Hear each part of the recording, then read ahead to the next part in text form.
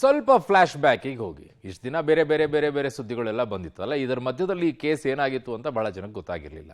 ಈಗ D K Suresh ಅವರ ಹೆಸರನ್ನ ಹೇಳ್ಕೊಂಡ್ಬಿಟ್ಟು ಕೋಟಿ ಕೋಟಿ ಸಂಪಾದನೆ ಮಾಡ್ಕೊಂಡು ವಂಚನೆ ಮಾಡಿದಂಥ ಪ್ರಕರಣ ಇತ್ತಲ್ಲ, ಐಶ್ವರ್ಯ ಗೌಡ ಪ್ರಕರಣ.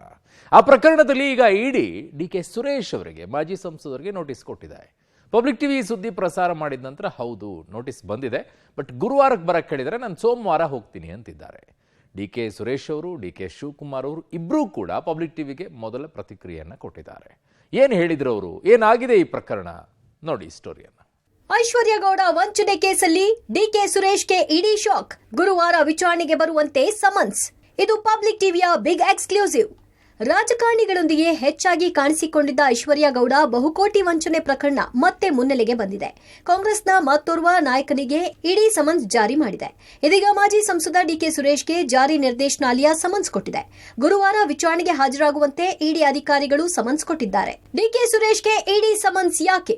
ಐಶ್ವರ್ಯ ಗೌಡ ಜೊತೆ ಆರ್ಥಿಕ ವ್ಯವಹಾರಗಳ ಅನುಮಾನ. ಎಲ್ಲ ಕಡೆ ನಾನು ಡಿಕೆ ಸುರೇಶ್ ಸಹೋದರಿ ಅಂತ ಪ್ರಚಾರ.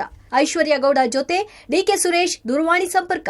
ಐಶ್ವರ್ಯ ಗೌಡ ನಂಟಿನ ಬಗ್ಗೆ ಇಡಿ ತನಿಖೆ. ಆರ್ಥಿಕ ವ್ಯವಹಾರಗಳ ಮಾಹಿತಿ ಪಡೆಯಲು ಇಡಿ ಸಮನ್ಸ್. ಪಬ್ಲಿಕ್ ಟಿವಿ ಸುದ್ದಿ ದೃಢೀಕರಿಸಿದ ಡಿಕೆ ಸುರೇಶ್, ನನಗೆ ಇಡಿ ನೋಟಿಸ್ ಕೊಟ್ಟಿದೆ, ಸೋಮವಾರ ವಿಚಾರಣೆಗೆ ಹೋಗ್ತೀನಿ. ಮಾಜಿ ಸಂಸದ ಡಿಕೆ ಸುರೇಶ್ ಹೇಳಿಕೆ. ಪಬ್ಲಿಕ್ ಟಿವಿ ಬ್ರೇಕ್ ಮಾಡಿದ್ದ ಇಡಿ ಸಮನ್ಸ್ ಸುದ್ದಿಯನ್ನು ಡಿಕೆ ಸುರೇಶ್ ಒಪ್ಪಿಕೊಂಡಿದ್ದಾರೆ. ಈ ಕುರಿತು ಪ್ರತಿಕ್ರಿಯಿಸಿರುವ ಡಿಕೆ ಸುರೇಶ್, ಮಧ್ಯಾಹ್ನ 12:30ಕ್ಕೆ ಇಡಿ ಅವರು ಬಂದು ಸಮನ್ಸ್ ನೀಡಿದ್ದಾರೆ. ನಾನು ಹೊರಗೆ ಹೋಗಿದ್ದೆ, ಇಡಿ ಅವರು ಬಂದಿದ್ದಾರೆ ಅಂತ ಗೊತ್ತಾದ ಮೇಲೆ ಬಂದೆ. ಇಡಿ ಸಮನ್ಸ್ ಕೊಟ್ಟಿದ್ದಾರೆ. ಸಮನ್ಸ್ನಲ್ಲಿ ಯಾವ ಪ್ರಕರಣ ಅಂತ ಇಲ್ಲ, ಆದರೆ ದಾಖಲಾತಿ ನೋಡಿದಾಗ ಈ ಪ್ರಕರಣ ಅಂತ ಗೊತ್ತಾಯಿತು ಎಂದಿದ್ದಾರೆ. ಅಲ್ಲದೆ ಗುರುವಾರ ಬನ್ನಿ ಅಂದಿದ್ದಾರೆ, ಆದರೆ ಪೂರ್ವ ನಿಯೋಜಿತ ಕಾರ್ಯಕ್ರಮ ಇದೆ, ಹೀಗಾಗಿ ಸೋಮವಾರ ಬರ್ತೀನಿ ಅಂತ ಮೌಖಿಕವಾಗಿ ತಿಳಿಸಿದ್ದೀನಿ ಅಂದ್ರು. ನಾನು ಯಾವುದೇ ವ್ಯವಹಾರ ನಡೆಸಿಲ್ಲ. ಐಶ್ವರ್ಯ ಗೌಡ ನಮ್ಮ ಕ್ಷೇತ್ರದವರು, ಒಂದೆರಡು ಕಾರ್ಯಕ್ರಮಕ್ಕೆ ಹೋಗಿದ್ದೆ. ನನ್ನ ತಂಗಿ ಅಂತ ಹೇಳ್ಕೊಂಡು ಓಡಾಡುವುದರ ಬಗ್ಗೆ ನಾನೇ ದೂರು ಕೊಟ್ಟಿದ್ದೇನೆ. ಇಡಿ ಅವರು 7-8 ದಾಖಲೆಗಳನ್ನ ಕೇಳಿದ್ದಾರೆ. ನನ್ನ ಬಳಿ ದಾಖಲೆ ಕೇಳಿದ್ದು ಅಸಂಬದ್ಧ. ಇಡಿ ವಿಚಾರಣೆಗೆ ಹೋದಾಗ ಅಲ್ಲಿ ಮಾತನಾಡ್ತೀನಿ ಎಂದಿದ್ದಾರೆ. ಅವರು ಒಂದು ಸಮನ್ಸ್ ಅನ್ನ ಇಶ್ಯೂ ಮಾಡಿದ್ದಾರೆ. ಸಮನ್ಸು ಯಾವ ಕೇಸ್ಗೆ ಅಂತ ಸಂಬಂಧಪಟ್ಟಿದ್ದಿಲ್ಲ, ಬಟ್ ದಾಖಲೆಗಳನ್ನ ನೋಡಿದಂತ ಸಂದರ್ಭದಲ್ಲಿ ಅವರು ಐಶ್ವರ್ಯ ಗೌಡಗೆ ಸಂಬಂಧಪಟ್ಟಂತ ಫೈನಾನ್ಷಿಯಲ್ ಟ್ರಾನ್ಸಾಕ್ಷನ್ಸ್ ಮತ್ತು ಅವರ ಜೊತೆ ಬೇರೆ ಬೇರೆ ವಿಚಾರಗಳನ್ನ ಅವರು ಅನೇಕ ಮಾಹಿತಿಗಳು ನಮಗೆ ಬೇಕು ಅಂತ ಹೇಳಿ ಕೇಳಿದ್ದಾರೆ. 19ನೇ ತಾರೀಕು ಹಾಜರಾಗಬೇಕು ಅಂತ ತಿಳಿಸಿದ್ದಾರೆ. 19ನೇ ತಾರೀಕು ನನಗೆ ಪೂರ್ವ ನಿಯೋಜಿತ ಕಾರ್ಯಕ್ರಮ ಇರೋದ್ರಿಂದ ನಾನು ಅವರಿಗೆ ಸೋಮವಾರ ಬರ್ತೀನಿ ಅಂತೇಳಿ ನಾನು ಈಗ ಅವರಿಗೆ ಆಲ್ರೆಡಿ ಮೌಖಿಕವಾಗಿ ತಿಳಿಸಿದ್ದೇನೆ. ಅವರು ಲಿಖಿತವಾಗಿ ಕಳಿಸ್ಕೊಡಿ ಅಂತ ಹೇಳಿದ್ದಾರೆ. ನನ್ನ ಸಹೋದರ ಇಡಿಗೆ ಸಹಕಾರ ಕೊಡ್ತಾರೆ. DCM DK Shivakumar first reaction. ಇನ್ನು ಡಿಕೆ ಸುರೇಶ್ಗೆ ಇಡಿ ಸಮನ್ಸ್ ಬಗ್ಗೆ DCM DK Shivakumar first reaction ಕೊಟ್ಟಿದ್ದು, ನನ್ನ ಸಹೋದರ ತನ್ನ ಹೆಸರು ಮಿಸ್ಯೂಸ್ ಆಗಿದೆ, ತನಿಖೆ ಮಾಡಿ ಅಂತ ಪೊಲೀಸರಿಗೆ ದೂರು ನೀಡಿದ್ದಾರೆ.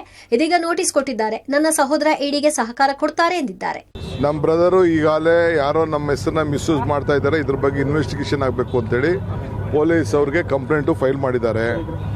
ನಮ್ಮ ಬ್ರದರು ಇಡಿಗೆ ಏನು ಬೇಕಾದ್ರೂ ಹೋಗಿ ಕೋಆಪರೇಟ್ ಮಾಡ್ತಾರೆ. ಸ್ಟೇಟ್ಮೆಂಟ್ ಏನು ಬೇಕಾದ್ರೂ ಕೊಟ್ಬಿಟ್ಟು ಸಹಕಾರ ಕೊಟ್ಬಿಟ್ಟು. ಇನ್ನು ಐಶ್ವರ್ಯ ಗೌಡ ವಂಚನೆ ಪ್ರಕರಣದಲ್ಲಿ ರಾಜಕಾರಣಿಗಳಿಗೆ ಸಂಕಷ್ಟ ಎದುರಾಗಿದೆ. ವಿನಯ್ ಕುಲಕರ್ಣಿ ಬಳಿಕ ಇದೀಗ ಡಿಕೆ ಸುರೇಶ್ಗೂ ನೋಟಿಸ್ ನೀಡಲಾಗಿದೆ. ಐಶ್ವರ್ಯ ಜೊತೆ ನಂಟು, 2ನೇ ರಾಜಕಾರಣಿಗೆ ಸಂಕಷ್ಟ. ಐಶ್ವರ್ಯ ಗೌಡ ಬಹುಕೋಟಿ ವಂಚನೆ ಕೇಸ್ ಉರುಳು. 2ನೇ ರಾಜಕಾರಣಿಗೆ ಐಶ್ವರ್ಯ ನಂಟು, ಸಂಕಷ್ಟ. ಈ ಹಿಂದೆ ವಿನಯ್ ಕುಲಕರ್ಣಿಗೆ ಸಂಕಷ್ಟ. ವಿನಯ್ ಕುಲಕರ್ಣಿ ಮನೆ ಮೇಲೆ ದಾಳಿ ನಡೆಸಿದ್ದ ಇಡಿ ಅಧಿಕಾರಿಗಳು.